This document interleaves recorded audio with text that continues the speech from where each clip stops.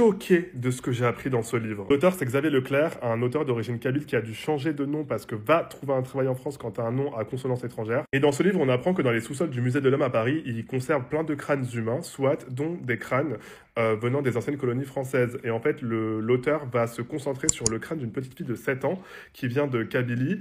Il va l'appeler Zohra et il va un peu tenter de nous raconter son histoire. Donc, la petite Zohra de 7 ans a eu sa tête coupée en Kabylie en 1875 à peu près, lors des premières expéditions coloniales françaises en Algérie. Et on apprend qu'il était coutume pour les colons français dans leurs anciennes colonies de couper des têtes de ce qu'ils appelaient des indigènes, couper des têtes ou autres parties du corps pour les vendre à des collectionneurs qui les exposaient chez eux comme si c'était des animaux, en fait. On apprend aussi, par exemple, le cas de Sarah Bartman. Moi, je connaissais pas du tout. C'est une femme qui venait d'Afrique du Sud, qui a été ramenée dans des expositions coloniales, donc des os humains, clairement, où les gens allaient la voir. Elle était traînée de salon en salon.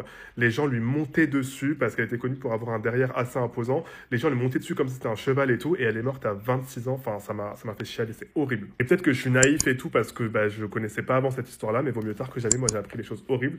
Donc, autant vous dire qu'à l'heure actuelle, je voue une haine illimitée à l'État colonialiste français et encore plus aux politiques qui aujourd'hui osent nous dire que les anciennes colonies c'était bien parce qu'on a construit des routes et des hôpitaux alors qu'en fait ils coupaient la tête des gens pour les vendre à des collectionneurs et encore ça c'est un fragment de ce qu'ils ont fait. Le pain des Français de Xavier Leclerc. Pour le cas de Sarah Batman, je vous invite à aller voir le site de la Fondation des Mémoires de l'Esclavage.